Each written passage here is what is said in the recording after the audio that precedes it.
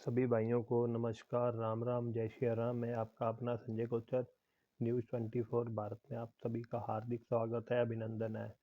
तो भाइयों, आज हम एक मुद्दे पर चर्चा करने जा रहे हैं। आज नागपुर में कांग्रेस पार्टी ने 138वें अधिवेशन की बैठक हुई थी। तो उन्होंने आज उस बैठक के अंदर भारत जोड़ो यात्रा 2 का आगाज किया है, जिसके अंदर उन्होंने उसका नाम रखा है न्याय यात्रा, स्लोगन रखा है उन्होंने। तो आज हम उस विषय पर चर्चा करने जा रहे हैं कि इसका क्या महत्व है, उन्होंने क्यों इसी टाइम पर ये यात्रा शुरू की है और उससे क्या फर्क पड़ने वाला है और देश पर, राजनीति पर उस चीज का क्या फर्क पड़ेगा।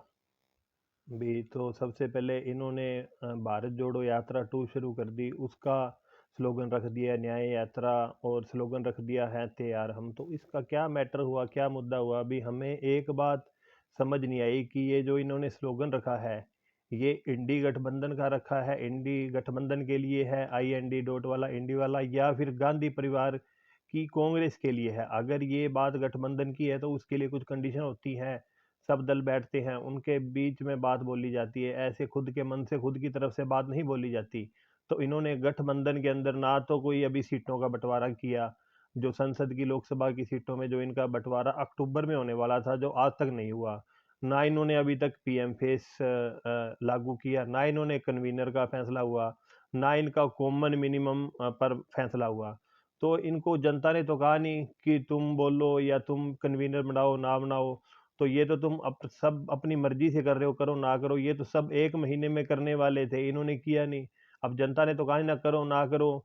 अब मुझे पता है इनके तो जूतों में दाल बटने वाली है, ये एक दूसरे के बाल नोचते ही नजर आएंगे। क्यों इन्होंने कुछ नहीं करना, ये एक दूसरे के खिलाफ। पहली बात तो ये इंडी गठबंधन है नहीं, ये जो इनका पहले यूपीआई था, यूपीए था कांग्रेस का, ये वही है, सिर्फ एक आम आदमी पार्टी इसके अंदर जुड़ी है, इसके अलावा कुछ नहीं। इनका काम वही है बस, भी जब दुकान बदनाम हो जाए तो उसका नाम बदल लो। अब नाम बदल लिया है तो वही सारे के सारे देश विरोधी मानसिकता वाले घोटालेबाज हैं, भ्रष्टाचारी हैं, जो जिनका काम यही है देश के बारे में अनाप शनाप बोलना। जनता अगर वोट दे तो सही है, ना दे तो जनता को भी ये बेकार या कह देते हैं। तो इनके तो मुझे लगता है जूतों में ही दाल बटेगी, एक दूसरे के बाल ही खींचेंगे। क्यों पीएम फेस इनका, चलो कौन होगा कांग्रेस का, सोनिया जी होंगी, खड़गे जी होंगे, प्रियंका गांधी होगी, या खुद राहुल गांधी होंगे। ये कुछ नहीं है, ये सिर्फ ड्रामा कर रहे हैं और कुछ नहीं है, ये ड्रामा करना है।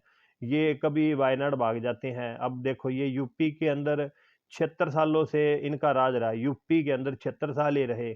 अब इनमें इतनी भी हिम्मत नहीं है कि ये अगर अमेठी रायबरेली, यूपी तो छोड़ो बहुत दूर की बात है, ये अमेठी रायबरेली में भी अपनी सीट को बचा सकें और जनता के सामने कॉन्फिडेंस से आकर कह सके भी हम अमेठी लड़ेंगे, रायबरेली लड़ेंगे।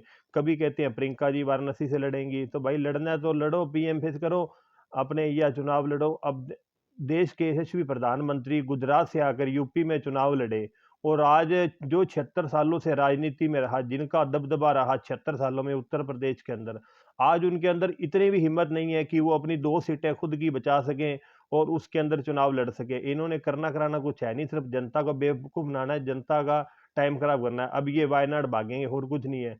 जो खुद का पुराना गढ़ नहीं बचा सके, देश क्या वो बचाएंगे। तो यही है भी, ना तो ये अमेठी से लड़े ना ये रायबरेली से लड़े, अगर है तो संभालो अपनी सीट को। इन्होंने कुछ नहीं करना, बस जनता को बेवकूफ बनाना। इतनी इतनी भी हिम्मत नहीं है कि ये अपने 2 गढ़ खुद के संभाल सके। इनका मुद्दा क्या होता है जी, दादी से नाक मिलती है, दादी से नाक मिलती है, इससे वोट मिलते हैं क्या, आपको ये बताओ।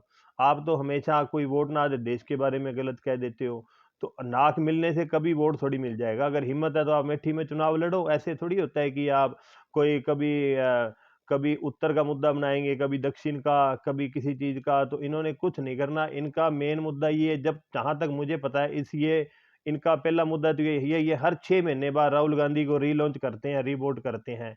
अब ये राजस्थान में, मध्य प्रदेश में, छत्तीसगढ़ में चुनाव हार गए तो ये 15 सालों से राहुल गांधी को हर 6 महीने बाद रीलॉन्च करते हैं, उसको रिवोट करते हैं हर 6 महीने बाद।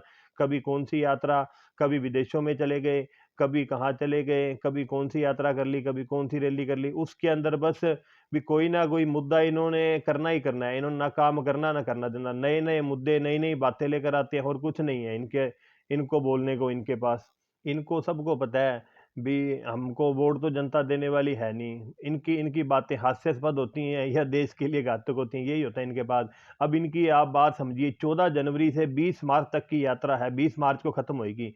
इसी बीच राहुल गांधी जनता को कॉमेडी करने का मौका देंगे, रील बनाने का मौका देंगे, खुद का मजाक बनवाएंगे। इनके जो अभी ये भारत जोड़ो यात्रा जो 2 होगी, उनके अंदर इनका काम क्या होगा? देश के प्रधानमंत्री को गाली दे दो, देश के धर्म के बारे में गलत बोल दो, सनातन संस्कृति का अपमान कर दो, जनता के बारे में बोल दो, बस यही है। और दूसरा मुद्दा इनका ये है, 22 तारीख को अयोध्या में प्रभु श्री राम जी का भव्य मंदिर बनने जा रहा है।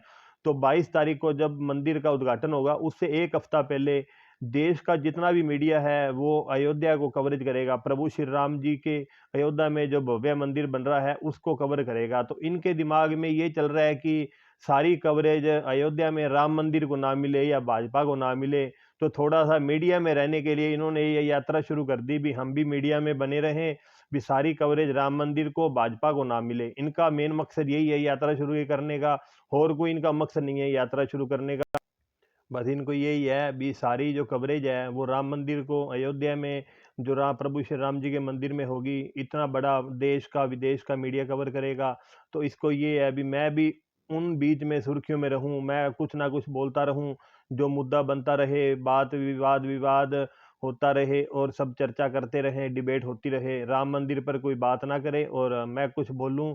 ये जरूर आप आज की बात मेरी नोट कर लीजिए, जब प्रभु श्री राम जी के भव्य मंदिर का उद्घाटन होगा, तो उसी बीच में 1-2 दिन पहले ये कुछ ना कुछ ऐसी बातें करेंगे जिससे कि लोगों का ध्यान राम मंदिर के उद्घाटन से हटता रहे या ज्यादा चर्चा में ना हो, बस इनकी बात होती रहे। तो इन्होंने यही करना है, ये जनता सब देख रही है, ये 3 महीनों के बीच बीच में चुनाव है, इनका कुछ नहीं मुद्दा, इन्होंने सिर्फ जनता को बेवकूफ बनाना है। अब 22 जनवरी को उद्घाटन होगा, तो उसमें देश में बोलने को इनको मौका नहीं मिलेगा, तो इनको ये है मौका मिलता रहे, अनाप शनाप ये बोलते रहेंगे। अब ये इनके जो प्रियंका जी हैं, राहुल खड़गे जी, सोनिया जी, ये इस बीच में अगर अयोध्या में राम मंदिर उद्घाटन में जाएंगे तो इनको देश को जवाब भी देना पड़ेगा। तो अगर उद्घाटन में ना जाना पड़े, हम रह भी जाएं, तो इसलिए उन्होंने यात्रा शुरू कर दी, भी हमें बहाना मिल जाएगा, हम तो यात्रा में थे जी। यात्रा तो इन्होंने आज शुरू करी है और उद्घाटन का इनको न्योता मिल गया। पहले ये कहते हमें न्योता नहीं मिल रहा जी, बीजेपी खुद ले रही है उसका, तो हमें आने नहीं दे रहे जी, हम आना चाहते हैं, हमें न्योता दो न्योता दो। अब न्योता मिल गया, तो उस न्योते से ध्यान भटकाने के लिए इन्होंने यात्रा शुरू कर दी। अगर अब प्रियंका जी, सोनिया जी अगर जाएंगी, तो फिर जो जिनके वोट लेने विशेष वर्ग के, उनको क्या क्या जवाब देंगे ये, भी हम क्यों गए, तो उनके वोट खराब होंगे। अगर नहीं जाएंगे तो इधर देशवासियों को क्या जवाब देंगे। तो वही बात है, भी दोनों से ध्यान हटकाने के लिए इन्होंने ये एक नया दाव खेला है। तो इनको जवाब तो जनता को देना पड़ेगा, ये कोई किसी पार्टी का मुद्दा नहीं है, ये देश के लिए गर्व की बात है, ये देश के लिए बहुत ज्यादा गर्व की बात है। रामलला का मंदिर कोई पॉलिटिक्स इशू नहीं है, ये देश के लिए, भारत के लिए एक पर्व है, जिसकी लड़ाई हम 500 सालों से लड़ाई लड़ी जा रही है। लेकिन भारतीय जनता पार्टी के जब 2 सांसद थे, तभी उनके मैनिफेस्टो में ये था, उन्होंने कभी इस मुद्दे को साइडलाइन नहीं किया। जब 2 सांसद थे तभी उन्होंने इस मुद्दे को जीवित रखा, और जब 150 थे तब भी रखा, 200 थे तब भी रखा, उन्होंने कभी इस मुद्दे को अपने मैनिफेस्टो से हटाया नहीं। तो इसका श्रेय तो सबसे पहले तो देश के 100-150 करोड़ जनता को जाता है, उसके बाद भारतीय जनता पार्टी को भी जाता है। तो इसको ये है भी सारा श्रेय भारतीय जनता पार्टी ना ले जाए, तो इनको उस चीज में है भी हम कुछ ना कुछ सुर्खियों में रहें। तो इसी वजह से ये बस अपनी यात्रा करेंगे। अब मैनिफेस्टो इनका ये लड़ाई जो कर रहे हैं अभी, तो इनको देश की जनता को जवाब देना पड़ेगा। इनसे कोई मीडिया वाला जाके पूछे, क्योंकि इनके ही प्रधानमंत्री था जो कांग्रेस का, इसने 6 दिसंबर को कहा था ना कि बाबरी मस्जिद दोबारा बनेगी। तो भाई अब तुमने कहा था, तो अब देश की जनता को तुम जवाब दो, भी तुमने ये बात कही थी, तुम्हारे प्रधानमंत्री ने वादा किया था कि दोबारा बनाएंगे। तो पॉइंट यही जनता लेके आएगी सामने। कोई मीडिया वाला इनसे पूछ ले तो सर्दी में इनको रुमाल ना मिले, इतना पसीना आ जाए।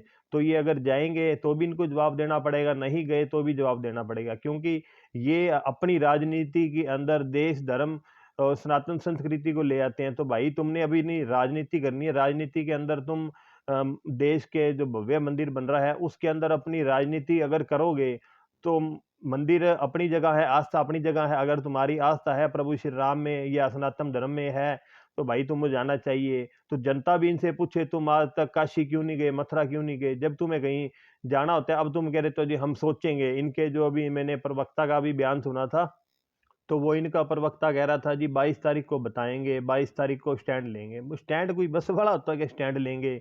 तो तुमने अगर कहीं देवा शरीफ जाना हो, कोई दरगाह में जाना हो, अजमेर शरीफ जाना हो, तो तुम क्या कोई अपने प्रवक्ताओं की, नेताओं की मीटिंग बुलाते हो क्या भी हम देवा शरीफ में, अजमेर शरीफ में जाएं या ना जाएं? तो वहां तो तुमने बस टोपी पहनी, गाड़ी निकाली, चले गए। और अब तुम्हें प्रभु श्री राम जी के भव्य मंदिर के उद्घाटन में जाना है, तो अब तुम कह रहे हो जी हम तो मीटिंग बुलाएंगे, अपने नेताओं से पूछेंगे, चर्चा करके स्टैंड लेंगे। तो भाई ठीक है, देश की जनता सब देख रही है, तुम स्टैंड लो ना लो, जाओगे तब भी तुम्हें दे बताना पड़ेगा। अभी तुम नहीं जाओगे तो भी तुम्हें देश की जनता को तो बताना ही पड़ेगा ना। तो तुम्हारे नेताएं तो ऐसे ऐसे बयान देते हैं कि मैं अभी, मुझे बोलने में भी शर्म आती है। कोई कहता है जी वहां पर शौचालय बना दो, कोई कहता है वहां पर हॉस्पिटल बना दो जी, कोई कहता है जी, इनका नेता कह रहा था जी ना लोकसभा चुनाव के बाद उद्घाटन होना चाहिए मंदिर का। क्या बात है तुम्हारी, सब तुम्हारे हिसाब से होगा। अभी तक तुम सुप्रीम कोर्ट जा रहे हो कि मंदिर का उद्घाटन अभी नहीं होना चाहिए, चुनावों के बाद होना चाहिए। तुम्हें तो शर्म आनी चाहिए, शर्म से डूब मरना चाहिए। तुम ऐसी ऐसी बातें देश के बारे में कहते हो, और ना तुम नहीं जाना, ना जाओ, तुम्हारी आस्था है। लेकिन ये तो ना कहो ना कि उसका उद्घाटन अपने लोकसभा चुनाव के बाद होना चाहिए। देश की जनता इन बातों को बर्दाश्त नहीं करेगी, ना ही ये तुम जो ये बातें कह रहे हो इसका जवाब तुम्हें जरूर देगी। अब पहले तुम न्योता मांग रहे थे, न्योता दो, न्योता दो। अब न्योता तुम्हें मिल गया, अब तुम्हारे मुंह में लकवा मार के अब तुम्हारी बात नहीं आ रही। अब हम स्टैंड लेंगे, कोई कहता है जाएंगे, कोई कहता है नहीं जाएंगे, कोई साफ ही मना कर रहा है मत जाओ भाई। तुम्हें किसी ने कोई कहा, धक्का थोड़ी किए जाना पड़ेगा, नहीं जाना तुम्हारी मर्जी है, मत जाओ। अब तुम्हारे वहां सन्नाटा छाया हुआ है, अब तुम बात को गोलमोल कर रहे हो। हाँ जी हम बताएंगे, सोचेंगे, मीटिंग करेंगे। एक इनके कुछ नेताओं के मैंने बयान सुने, क्या यार दिन आ गए। अब तो देखने की बात है, क्या इनके आनंद है। अब सपा वाले बाल ठाकरे जी की तारीफ करते हैं। सपा वाले कहते हैं जी बाल ठाकरे के बेटे को न्योता नहीं मिला, उनका हक था, बीच में उन्होंने लड़ाई लड़ी थी। और कांग्रेस वाले अब अडवाणी जी को रख रहे हैं बीच में, अडवाणी जी की तारीफ कर रहे हैं। अडवाणी जी को न्योता नहीं मिला जी, ऐसे नहीं हुआ, अडवाणी जी को बुलाना चाहिए, फलाने को बुलाना चाहिए। तो भाई अब क्या दिन आ गए, अब तुम उनकी तारीफ कर रहे हो जिनको तुम कभी देखना नहीं चाहते थे। तो तुम अब उनकी ओट में छुपना चाह रहे हो, बात तो यही है। उनकी ओट में तुम अपनी कमजोरी को छुपाना चाहते हो, तो छुपा लो, कोई बात नहीं। देश की जनता देख रही है, अभी कब नौ मन तेल होगा, कब राधा नाचेगी। तो वही बात है, तुम्हारी बात है। अब तुम्हें देश की जनता को जवाब देना पड़ेगा, नहीं देना तो ठीक है, जनता तुम्हें बताएगी, कोई बात नहीं। तुम जाओ ना जाओ तुम्हारी मर्जी है। लेकिन अपनी राजनीति करने के लिए धर्म को बीच में तुम बदनाम मत करो, ठीक है? तुम्हारा मन है, तुम्हारी आस्था है, जाना नहीं जाना। लेकिन ये तुम्हारा जो अभी जो यात्रा का जो नया खेल है, ये जनता के सामने आ चुका है। तो भाइयों, ये वीडियो आपको कैसी लगी जरूर बताएं। चैनल को सब्सक्राइब करें, वीडियो को ज़्यादा से ज़्यादा शेयर करें। नमस्कार, राम राम।